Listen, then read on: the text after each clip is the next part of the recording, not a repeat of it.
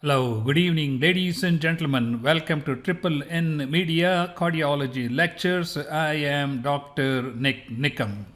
Today we're going to look at what kind of stress test do we order for a patient coming with chest pain. In cardiology practice, we see patients ranging from age 18 all the way up to 108. When someone presents with the chest pain, what is the best stress test to order in order to find out if this patient has ischemic heart disease? Let us begin. While we are taking the history, we need to assess the functional capacity of the patient. As we assess the functional capacity of the patient, we get a much better understanding as what kind of stress test they will be able to perform in the event we need to do a provocative stress test to look for ischemic heart disease. So asking simple questions like, do you take care of yourself? Do you walk to the mailbox? Can you climb one flight of stairs? Can you climb 2 flights of stairs? Can you walk a mile? Are you short of breath at rest? Do you wake up in the middle of the night with shortness of breath? All these symptoms will tell you as to what is their functional capacity. That is exceedingly important in determining what kind of a stress test we order if the patient needs one for the diagnosis of a coronary artery disease. And here are some of the things which take very little effort. Taking care of yourself is like 1 minute. Washing dishes is like 4 minutes. Climbing 1 flight of stairs takes more than 4 minutes. Running a short distance is 4 minutes. But remember, when we put these patients on a treadmill, we're looking for anywhere from 7 to 10 minutes of exercise. So that is a pretty strenuous exercise. So when we decide to use a regular treadmill, we want to make sure, when we decide to use a regular treadmill, we want to make sure the patient has the capacity to reach 10 minutes of exercise and reach the target heart rate. Some of the examples given are like playing tennis, football, basketball, or skiing. Of course, you're not going to see those patients on a routine basis on cardiology wards, but what I'm trying to emphasize, we need to assess the patient's functional capacity right from the beginning, because patients are admitted with chest pain for diagnosis and management. And our diagnostic aspect of our patient approach should begin with the first word we speak. Is the patient comfortable at rest? By just observing the patient. Anyway, so these are some of the things I would say pay attention to when you are taking history, when you are doing the physical examination, and make sure you document these things so it justifies as what kind of a stress test you want to order. The second thing I want to emphasize is the pre-probability of someone having coronary artery disease or an abnormal exercise test. That is going to depend upon the quality of the chest pain. Hence, it is exceedingly important to document the quality of chest pain. So often we see on cardiology floors where the history says chest pain for 1 week duration. I said, what is the quality of the pain? How long does it last? What brings on? What the patient didn't tell me. I said, the patient is not going to tell you. You need to ask these questions. So we need to know the quality of chest pain. Is a chest pain typical for angina, which is brought on by exertion, relieved by rest? Or is this atypical chest pain, which has no relationship to exertion, which can occur at any time? Or are we dealing with non-cardiac chest pain, like pleuritic chest pain, acid reflux? So we need to be able to differentiate these pains. Based on that, it will tell us the probability of a stress test being abnormal based on the quality of the chest pain and also based on the age group. So, for example, if you have a male patient between ages 30 and 39 who has a typical chest pain, that person is in the intermediate risk for having an abnormal stress test. Whereas if the chest pain is atypical, or if the chest pain is non-anginal type, the risk is very low. And if the patient is asymptomatic, it is exceedingly low. In a female patient, if she has a typical anginal pain, the risk is intermediate. But otherwise, the risk becomes very low. In female patients, I also want to emphasize a regular treadmill exercise test has very high rate, 50 to 60%, 50% false positive results. Hence, a regular treadmill test may not be very useful in trying to rule in coronary artery disease. However, if the treadmill test is normal, that is highly specific for ruling out significant coronary artery disease. Next, as the age increases, like for example in men over 40 years of age, if they have typical exertional chest pain relieved by rest, the risk becomes high. Whereas in women, the risk becomes high only after the age of 60 years.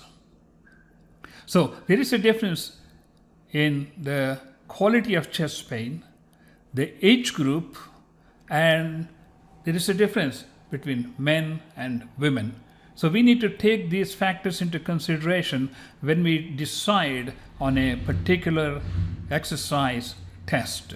Before we go on to talk about various types of exercises that are available for us to diagnose coronary artery disease or ischemic heart disease, let us look at this chart, which is representing the ischemic cascade.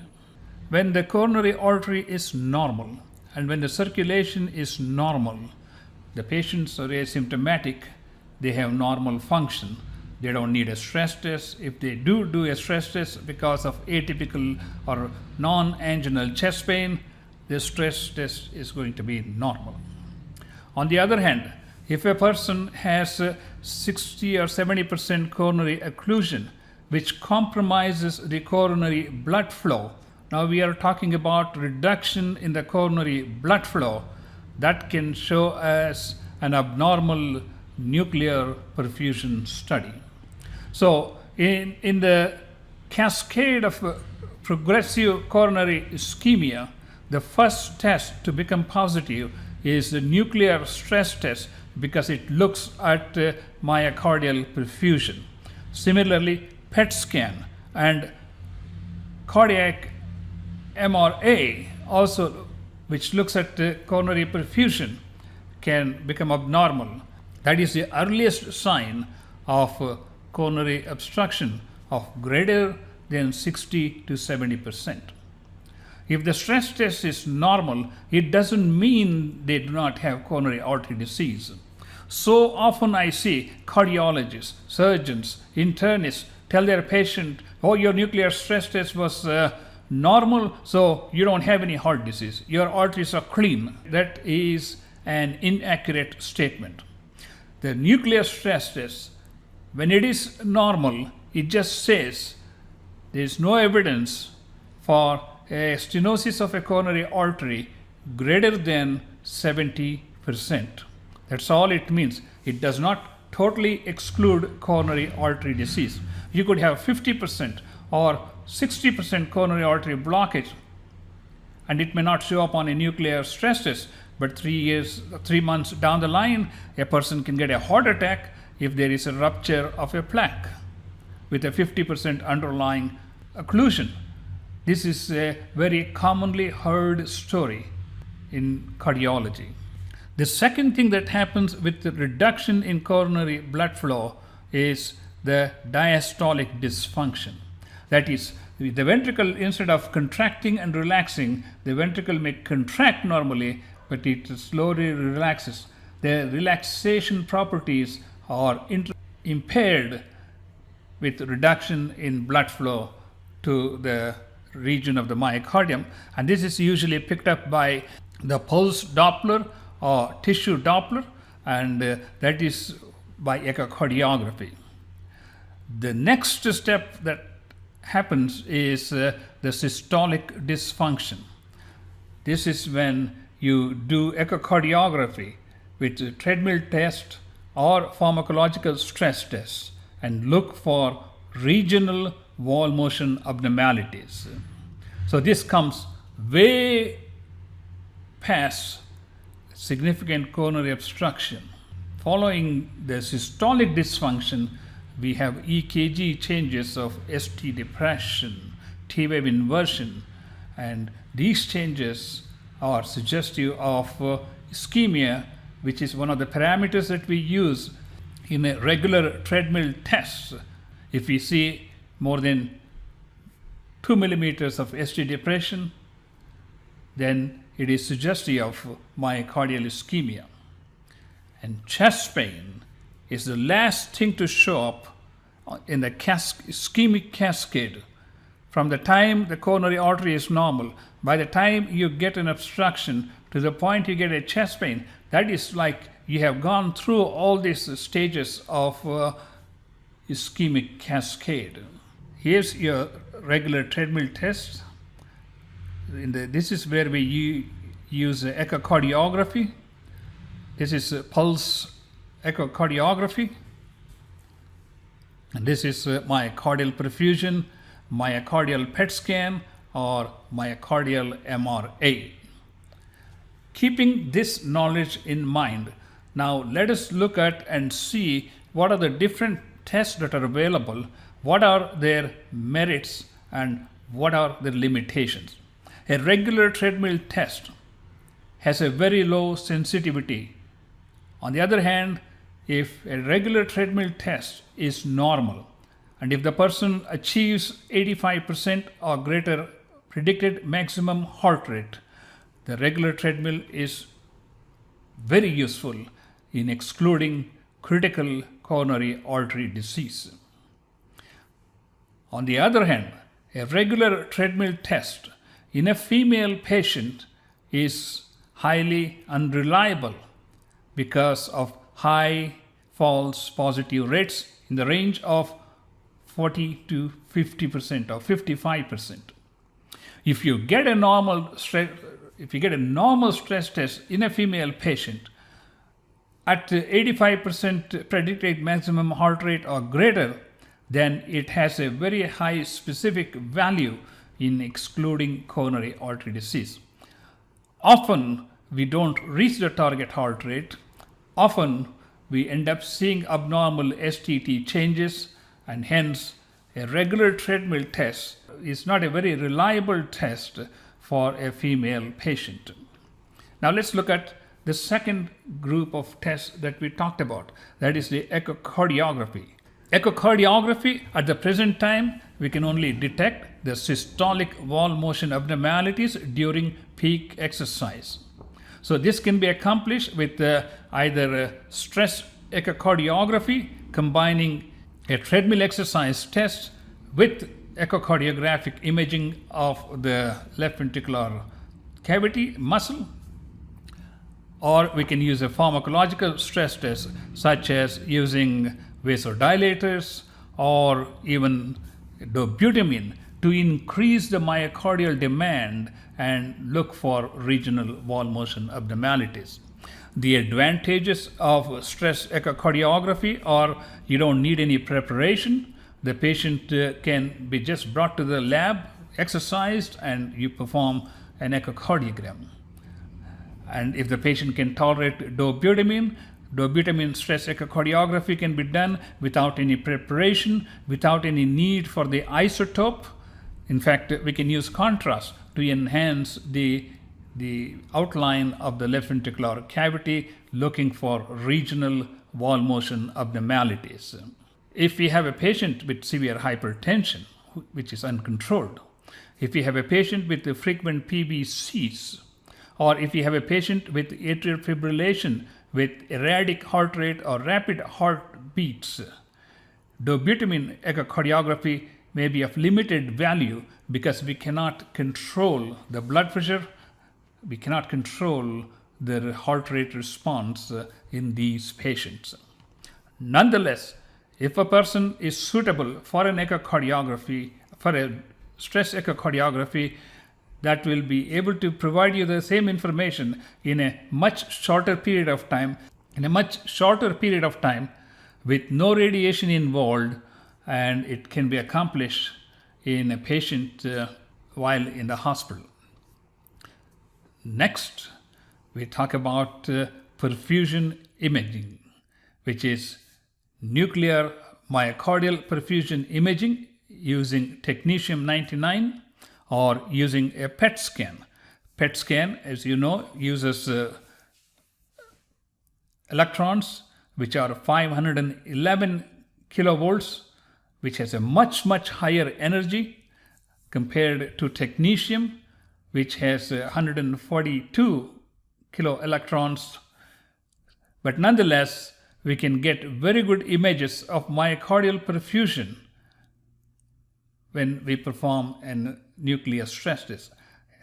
Again, the nuclear stress test can be performed with a treadmill exercise test, or it can be performed using a pharmacological vasodilator such as regadenoson or adenosine. The beauty of regadenoson or Lexiscan stress test is the vasodilator increases the coronary blood flow by 4 to 6 folds. So whenever there is an obstruction in one segment of the arterial system, the other segments perfuse normally, while the segment with an occluded artery has reduced perfusion. So we can see the mismatch between the normal and the abnormally perfused segments, and based on that we can detect evidence of myocardial ischemia. We can also detect evidence of myocardial scar.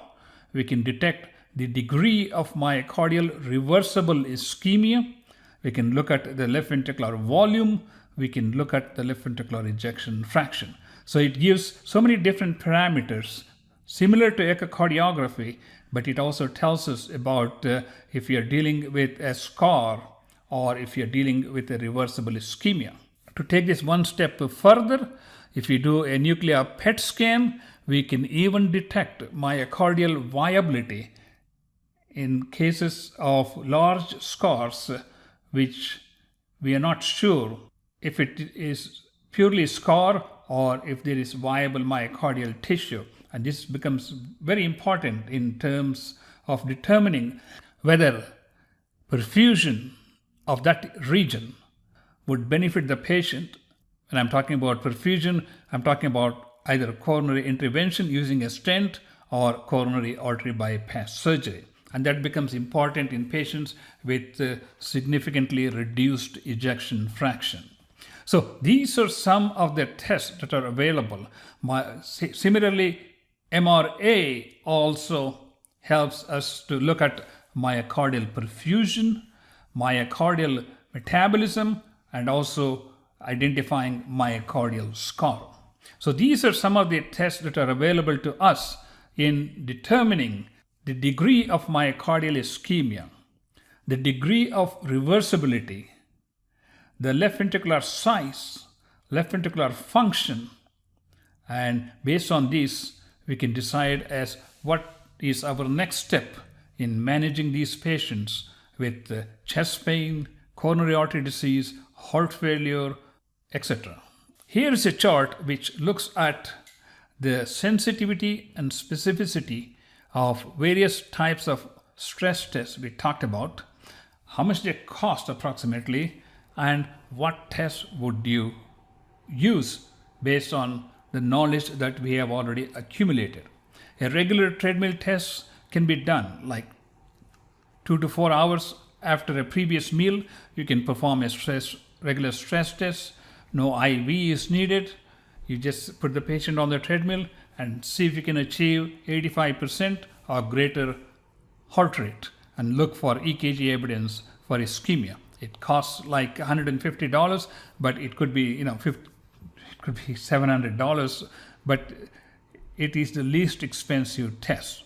Stress echocardiography, which according to Medicare payment is like $350, but if you do it in a hospital, you could be getting 10 times more. I don't know how they managed to get it, but anyway, that's besides the point.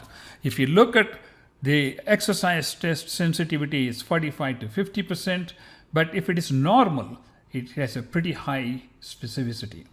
Similarly, exercise stress echocardiography has a much, much higher sensitivity because we are combining the electrocardiogram with echocardiographic wall motion abnormalities, and that greatly enhances the sensitivity, whereas the specificity remains about the same.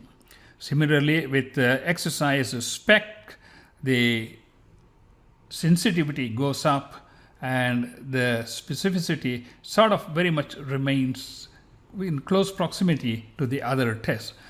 Similarly, we have dobutamine stress, which has 80 to 83% sensitivity and 82 to 86% specificity. And if you look at the vasodilator SPECT, which has a pretty good sensitivity of 90 to 91%, and its specificity is a little bit less. When we have to understand, we are using a vasodilator as a pharmacological agent, and also there is an issue with attenuation when we are talking about nuclear scans. However, if you combine CT attenuation correction, the nuclear studies sensitivity and specificity go up significantly, close to like 90-95%.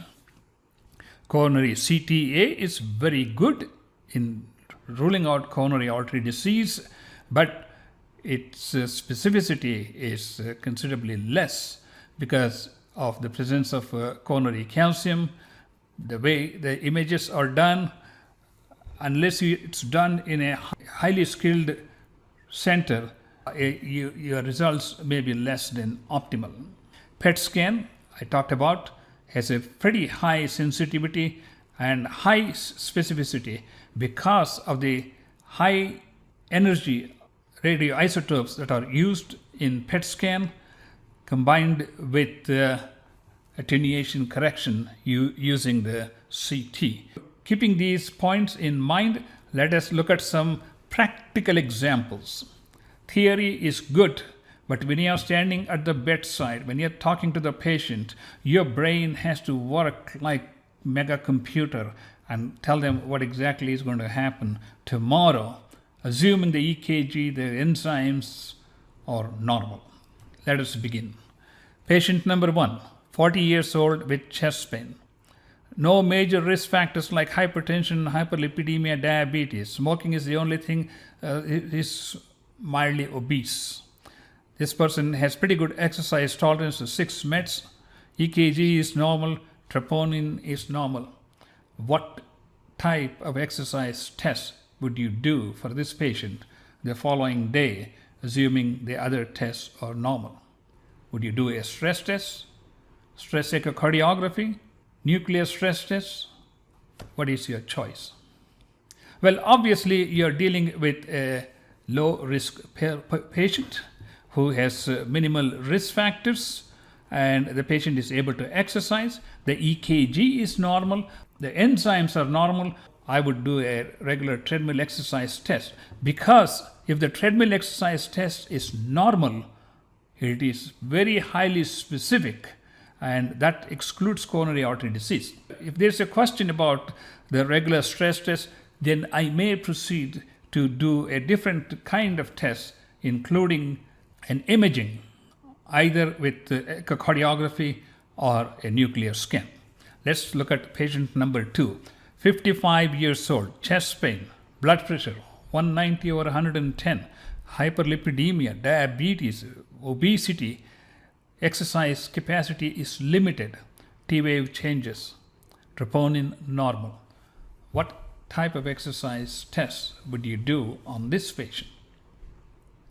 A regular exercise treadmill test would be useless. First of all, you're starting with a patient with a high blood pressure. Number two, the patient has very limited exercise capacity. Number three, the patient is obese. There are already T wave changes in the EKG. So that would not be your first choice. You could do a stress echocardiography if you like. And if you're thinking about dobutamine exercise echo, then you need to be concerned about the blood pressure here and the EKG changes. So these are some of the things we need to take into consideration. There's another alternative that can be used which is less stressful than doing a stress echocardiography or dobutamine echocardiography. A nuclear stress test may be able to help us identify the presence or absence of a coronary artery disease in this patient, especially if it is combined with a CT attenuation. The reason I say that is because this patient is obese. Chances are we're going to find inferior wall attenuation because of obesity, or we may find anterior wall attenuation. But if we combine that with CT attenuation correction, we should be able to find a pretty good answer. So there are choices. Again, it depends upon your facility, depends upon the availability of a given test. Patient number 3, 62 years old, chest pain, hypertension, hyperlipidemia, diabetes, smoking, moderately obese, limited exercise, STT changes, and 2 enzymes are normal.